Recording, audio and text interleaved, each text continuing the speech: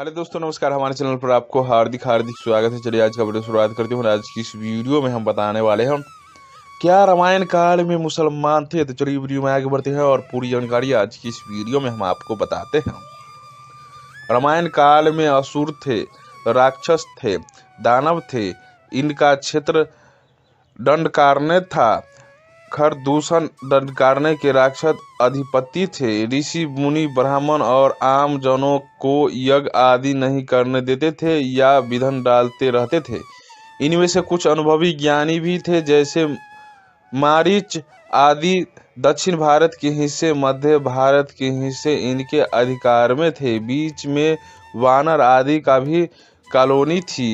इनके आचार विचार आजकल के कुछ मांसभक्षी लोगों से ही मिलते हैं, लेकिन उसको मुसलमान नहीं कहा जा सकता। ये उन लोगों के ही पूर्वज थे जो गोमांस खाना अपना धर्म मानते हैं। जो लोग आर्यों के सनातन परंपरा का तीव्र विरोध करते हैं।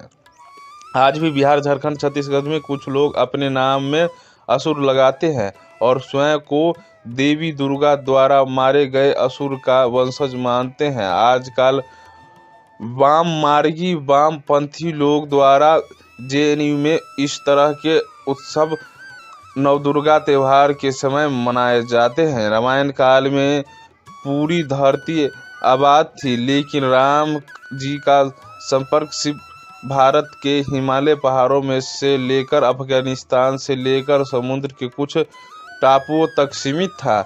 समुद्र के ये टापू आजकल के श्रीलंका महाद्वीप, इंडोनेशिया या ऑस्ट्रेलिया तक हो सकते हैं।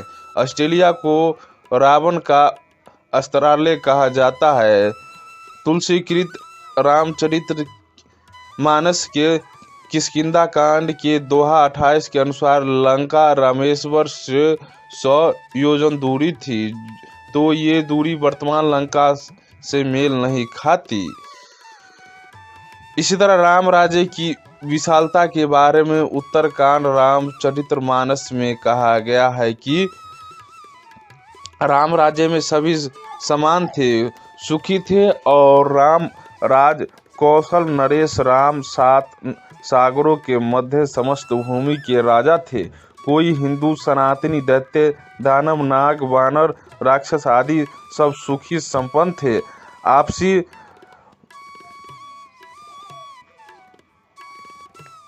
वैमनस्य न था, प्रेम था। अफगानिस्तान के हिस्से में उस समय सनातन वैदिक धर्म और आर्य संस्कृति का ही बोलबाला था। महाभारत में काल्यवन का जिक्र है। वह जरासंध का मित्र था और कृष्ण को मारने के लिए जरासंध की मदद कर रहा था, लेकिन कृष्ण जी ने उसे निपटा दिया था। मुचकुंद से जलवाकर, जो कि एक गुफा में देवासुर संग्राम जीतकर सोए हुए थे और वरदान प्राप्त थे, सूर्यवंशी क्षत्रिय थे। काल्यवान किसी ऋषि का पुत्र था और अरब देशों में था।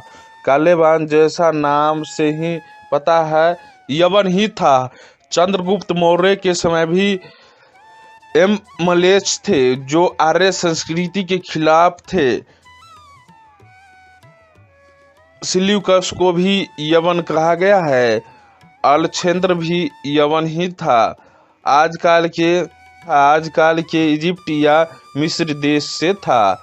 मुसलमान का कुछ संदर्भ द्वारका में हुए कृष्ण जी के वंश यादव लोगों में वापसी युद्ध में वर्णन है। महाभारत में मुसल पर्व है, उसमें जो मुसल शब्द उपयोग हुआ है तो उसको हम गदा कह सकते हैं। गदा लेकर यदुवंशी आपस में भिड़ गए और लड़कर मर गए। मुसलमान तो बस 1400 साल पहले बने हैं। उससे पहले ये सभी अरब के काबिलों में रहने वाले मूर्ति पूजक ही थे, असभ्य और लुटेरे ही थे। मोहम्मद साहब ने भी इसका जिक्र किया है।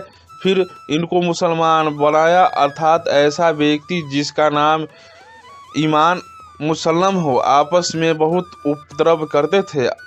अशांत क्षेत्र था। स्वयं इस्लाम के रिकॉर्ड में है कि इस्लाम के उदय से पूर्व अरब में अंधकार था। मतलब इस्लाम से पहले की संस्कृति को पिछड़ी हुई, अज्ञानता और भ्रष्ट मानते थे। अपने पूर्वजों में इनको कोई खास रुचि नहीं है, बल्कि इनको नफरत है कि नज़र से देखते हैं मूर्ति पूजकों को ही हराकर, डराकर, धमकाकर और शुरू से समझाकर मुसलमान बनाया गया। ठीक है, सब बढ़िया है, जो हुआ सो हुआ, सबको छोड़ फिर से राम भजन शुरू करो और राम जी के दर्शन करो। अयोध्या से गुप्तार घाट, सरयू माँ के किनारे पर स्थित देव के पूजा करो।